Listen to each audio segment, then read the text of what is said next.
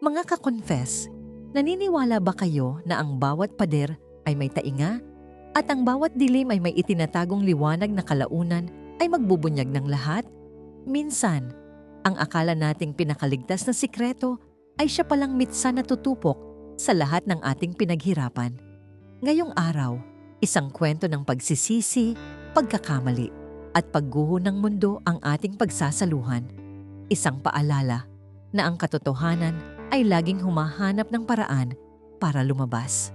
Mga ka-confess, bago natin simulan ang wild at nakakapanabik na kwento ngayong araw, nais ko muna kayong imbitahan na mag-subscribe sa YouTube channel ng Tagalog Wild Confession.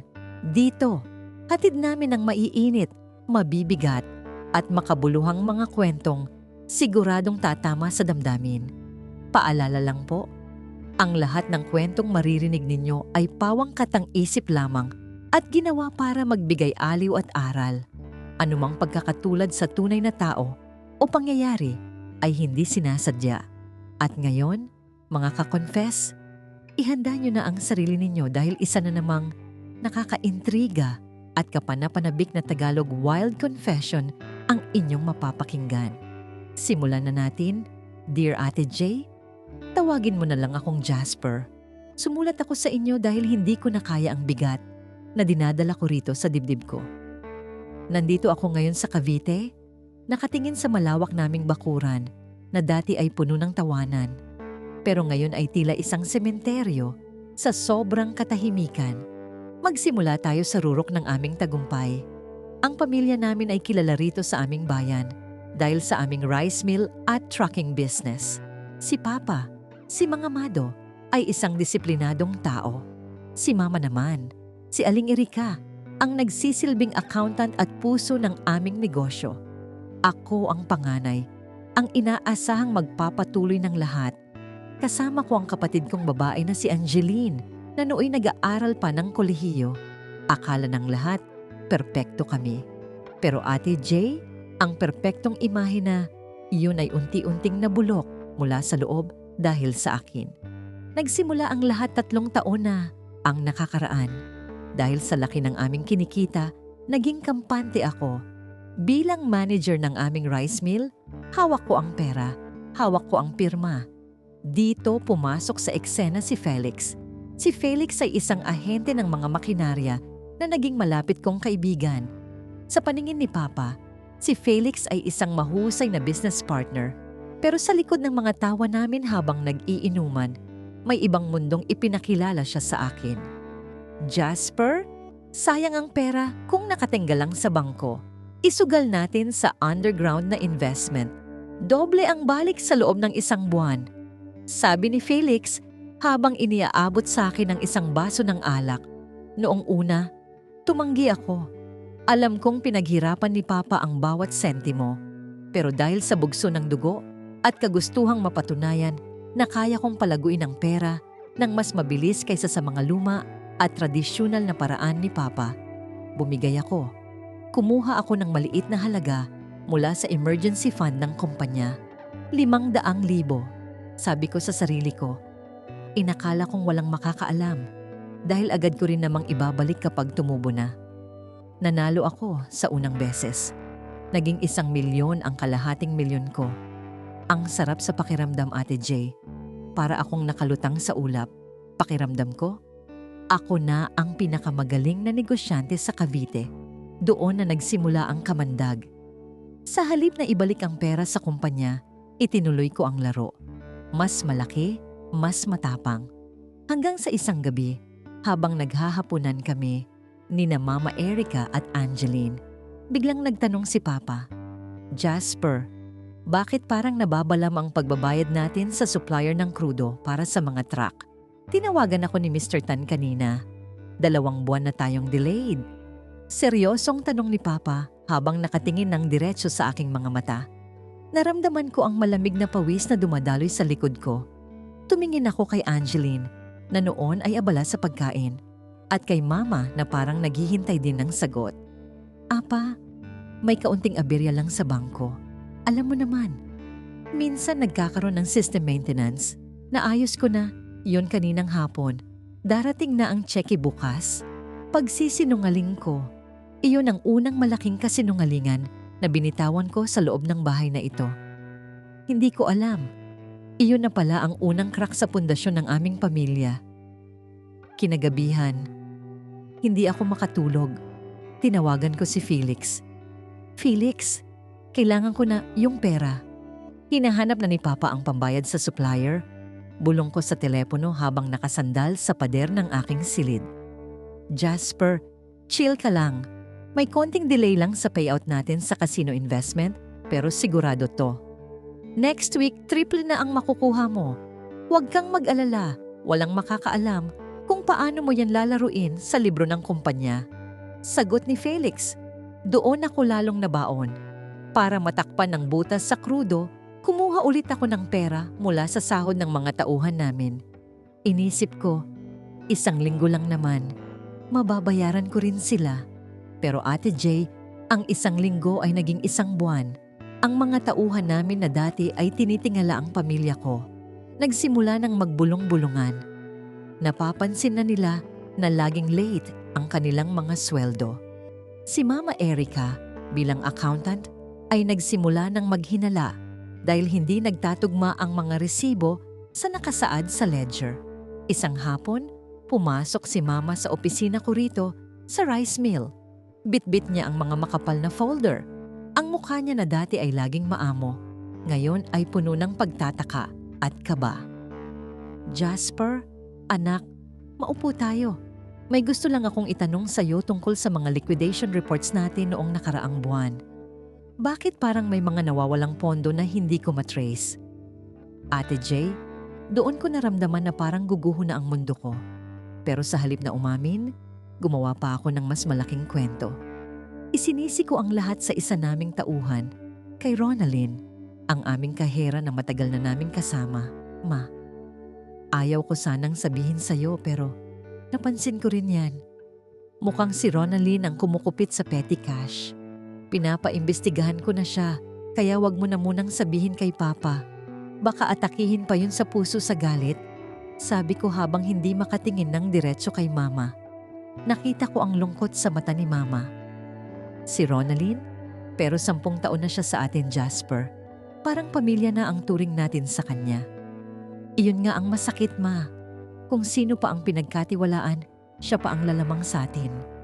Hayaan mo, ako na ang bahala rito. Dagdag ko pa, doon ko natanto kung gaano na ako kademonyo. Para lang maisalba ang sarili ko, nagawa kong idawit ang isang inosenteng tao. Inakala ko talagang walang makakaalam. Inakala ko na, kapag nakuha ko na ang panalo ko sa sugal, kasama si Felix, maibabalik ko ang lahat at magiging normal ang lahat. Pero nagkamali ako. Isang gabi, habang pauwi ako galing sa isang meeting kuno namin ni Felix, nakita ko ang maraming tao sa harap ng aming warehouse. May mga pulis, may mga nag-iiyakan. Tumibok ng mabilis ang puso ko. Pagbaba ko ng sasakyan, nakita ko si Papa na namumutla at hawak ang kanyang dibdib, habang si Mama Erica ay humahagulgol. Si Angeline naman, yakap-yakap ang nanay ni Ronalyn. Anong nangyayari rito? Sigaw ko. Kahit sa loob-loob ko ay alam ko na ang sagot. Tumakbo ako palapit kay Papa, pero bago pa ako makahawak sa kanya, hinarang ako ng isa sa mga tauhan namin. Ang mukha niya ay puno ng galit na hindi ko kailanman nakita sa loob ng maraming taon nating pagsasama sa rice mill. Sir Jasper, si Ronalyn, uminom ng lason. Natagpuan siya sa loob ng bodega kanina lang. Nanginginig na, sabi ng isa naming kargador. Para akong binuhusan ng nagyayelong tubig. Tumingin ako sa direksyon ni Mama Erica at doon ko nakita ang isang lukot na papel na hawak-hawak niya. Iyon ang suicide note ni Ronalyn. Sa sulat na yon, umiiyak siyang nagmamakaawa na wala siyang kinuha kahit 5. Pero dahil sa mga paratang ko sa kanya, sa harap ni Mama noong isang araw, na nalaman pala niya dahil narinig niya ang usapan namin sa opisina. Hindi na niya kinaya ang hiya. Pakiramdam niya, habang buhay na siyang may bahid sa harap ng pamilya, naming itinuring niyang sariling kanya. Jasper, tawag sa akin ni Papa. Ang boses niya ay mahina, paos, at parang galing sa ilalim ng lupa. Sabihin mo sa akin ang totoo. Ninanakawan ba talaga tayo ni Ronalyn? Dahil bago siya nawalan ng malay, ang tanging nasabi niya ay, hindi ako, Ma'am Erica. Itanong niyo kay Felix. Nanigas ang buong katawan ko. Ang pangalan ni Felix ang naging mitya. Alam ni Ronalyn, alam niya ang mga sikretong pagkikita namin ni Felix sa likod ng warehouse. Alam niya ang mga perang inilalabas ko na hindi nagtutugma sa resibo. Hindi ako nakasagot. Napayuko na lang ako habang ang mga tao sa paligid ay nagsimulang magbulungan. Sa Cavite, mabilis kumalat ang balita. Ang pamilyang respetado ngayon ay sentro ng iskandalo. Pero hindi pa doon natatapos ang bangungot. Ate Jay kinabukasan, habang nasa ospital si Papa dahil inatake sa puso sa sobrang stress, dumating ang mga hindi inaasahang bisita sa aming bahay. Hindi sila pulis, kundi mga lalaking nakaitim at mukhang mga naniningil ng utang. Naghahanap sila kay Felix at dahil ako ang laging kasama ni Felix, ako ang binalikan nila. Nasaan ang partner mo, Jasper? Tangay niya ang 10 milyon na kinuha niyo sa amin. Sabi niya, ang rice mill niyo ang garantiya. Sabi ng isang lalaking may malaking tattoo sa braso. Halos himatayin si Mama Erica sa narinig. Anong garantiya? Jasper, anong ibig sabihin nito? Doon na bumuhos ang lahat. Napaluhod ako sa harap ni Mama at ni Angeline. Ikinuwento ko ang lahat. Ang pagsusugal, ang pakikipagsabwatan kay Felix, ang pagkuha ng pera sa kumpanya, at ang paggamit ko sa titulo ng aming lupa at rice mill bilang collateral sa mga illegal na pautang na pinasok namin ni Felix para sa aming investment. Patawad, Ma. Patawad. Hagulgol ko habang nakakapit sa laylayan ng duster niya. Pero huli na. Walang emosyon ang mukha ni Mama. Si Angelina naman ay tinitingnan ako na parang isang dumi sa lansangan. Ang kapatid ko na dati ay idolong-idolo ako. Ngayon ay hindi man lang ako magawang hawakan. Dahil sa kaimbutan mo, Jasper, mawawala sa atin ang lahat.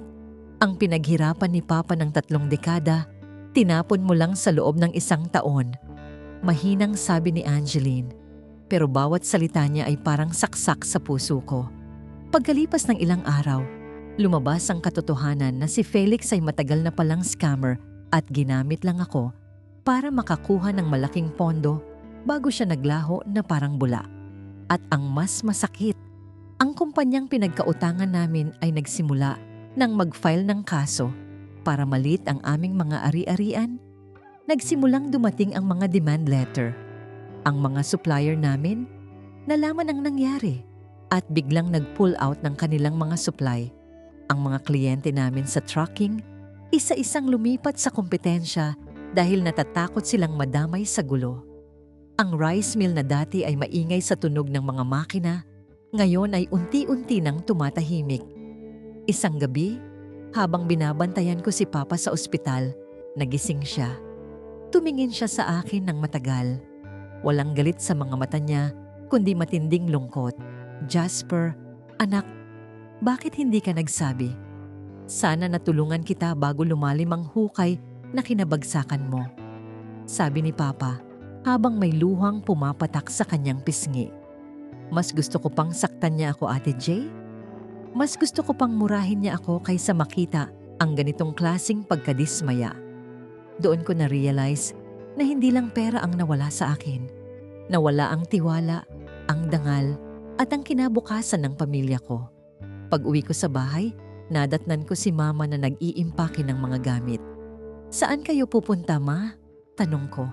Kailangang ibenta itong bahay, Jasper.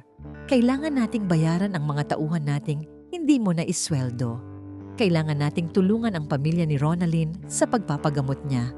At kailangan nating humanap ng matitirhan na mas maliit. Sagot ni Mama nang hindi tumitingin sa akin. Paano ako, Ma? Tumingin sa akin si Mama at doon ko nakita ang pagod sa kanyang mga mata. Ikaw ang gumawa nito, Jasper. Ikaw ang humarap sa mga pulis. Ikaw ang magpaliwanag sa mga tao kung bakit nagkaganito ang pamilya natin. Sa mga sumunod na linggo, isa-isang kinuha ang aming mga truck. Ang aming rice mill na simbolo ng aming tagumpay sa Cavite ay nilagyan ng foreclosed na sign. Ang mga kapitbahay na dati ay bumabati sa amin ng may paggalang, ngayon ay umiiwas na ng tingin. O kaya naman ay nagbubulungan habang dumadaan kami. Naging miserable ang buhay ko. Araw-araw, may mga taong pumupunta sa bahay para maningil. Ang ilang mga tauhan namin, naging agresibo na at nagbabantang mananakit dahil sa galit na hindi sila nabayaran. Sa gitna ng kaguluhang ito, nakatanggap ako ng balita na si Ronalyn ay nakaligtas, pero ang trauma niya ay malalim at balak kaming sampahan ng pamilya niya ng kasong defamation at unjust vexation. Wala akong magawa kundi tanggapin ang bawat sampal ng tadhana. Pero ang pinakamabigat na bahagi ay ang makita ang pamilya ko na nagdurusa dahil sa kasalanan ko. Si Angeline, kailangang tumigil sa pag-aaral para magtrabaho bilang kahera sa isang mall para lang may pambili kami ng gamot ni Papa. Si Mama naman, nagsimulang maglako ng kakanin sa palengke. Ang babaeng dati ay reyna ng aming rice mill. Ngayon ay nagtitiis sa init ng araw para lang sa ilang barya. Isang gabi, habang nakaupo ako sa tapat ng aming dating warehouse, na ngayon ay sarado na at puno na ng kalawang, may isang itim na sasakyan na huminto sa harap ko. Bumaba ang bintana nito at doon ko nakita ang isang pamilyar na mukha. Hindi si Felix, kundi si Mr. Tan. Ang supplier na dati ay kaibigang matalik ni Papa.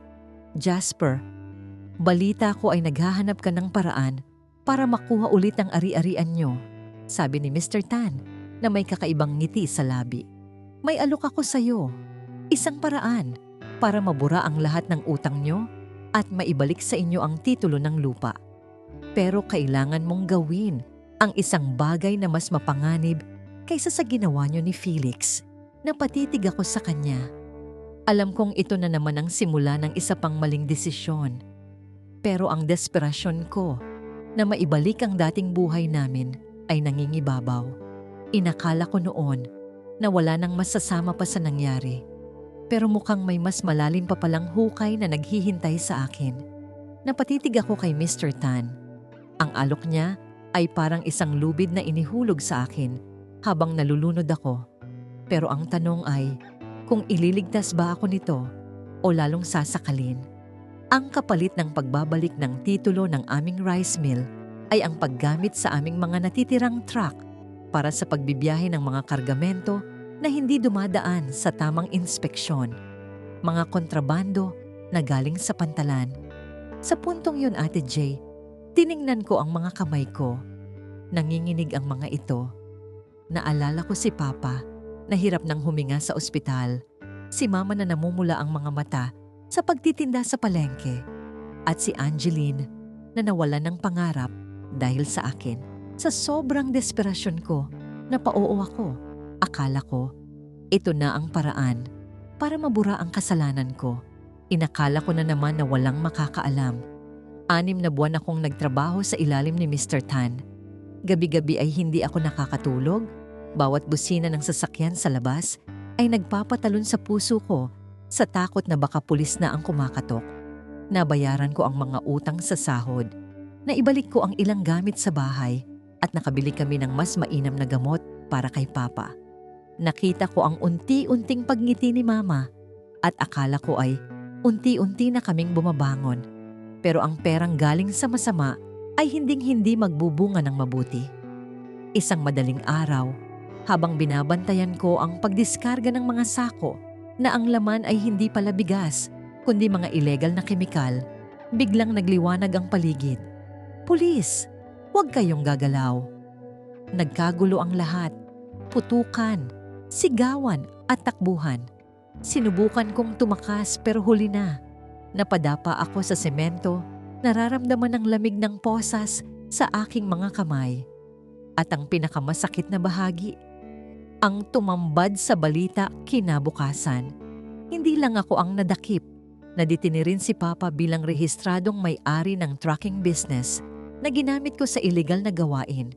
Doon tuluyang gumuho ang lahat. Ang huling alaala ko kay Papa ay ang hitsura niya sa likod ng rehas, nanghihina at hindi makapagsalita, hanggang sa tuluyan na siyang bawian ng buhay sa loob ng kulungan dahil sa atake sa puso. Doon ko na-realize na ang sikreto ko ay hindi lang negosyo ang sinira, kundi kinuha rin nito ang buhay ng taong pinakamamahal ko. Ngayon, Ate Jay, nagsisilbi ako ng sentensya rito sa kulungan. Wala na ang aming bahay, wala na ang rice mill, at higit sa lahat, wala na ang pamilyang binuo ni Papa. Si Mama at Angeline ay hindi na ako binibisita. Hindi ko sila masisisi. Ang bawat pader dito sa selda ay nagsisilbing paalala na ang katotohanan ay laging lalabas. At ang bawat maling hakbang ay may katumbas na napakataas na presyo. Inakala kong walang makakaalam, pero ang sarili ko palang konsensya ang naging pinakamalupit na saksi laban sa akin. Mga ka-confess, yan ang kwento ni Jasper, isang kwento na nagtuturo sa atin na ang shortcut sa tagumpay ay madalas na nauuwi sa mabilis na pagbagsak. Ang bawat desisyon nating akala natin ay pansarili lang ay may malaking epekto sa mga taong nagmamahal sa atin. Mga ka-confess, at dyan na nagtatapos ang ating kwento para sa araw na ito. Maraming salamat sa inyong walang sawang pakikinig at pagsama sa amin sa bawat emosyong ating pinagdaanan hanggang sa susunod nating kwentong Tagalog, Wild Confession. Sana ay may napulot kayong aral sa naging karanasan ni Jasper. Huwag nating hayaang mabulag tayo ng pera o ng maling akala na maitatago natin ang mali habang buhay. Bago tayo magpaalam, muli ay nagpapasalamat kami sa inyong suporta. Huwag kalimutang mag-subscribe dito sa aming YouTube channel ng Tagalog Wild Confession at i-follow na rin ang aming Facebook page na Tagalog Wild Confession para lagi kayong updated sa mga pinakabago, pinakamainit at pinaka-wild na mga kwentong buhay.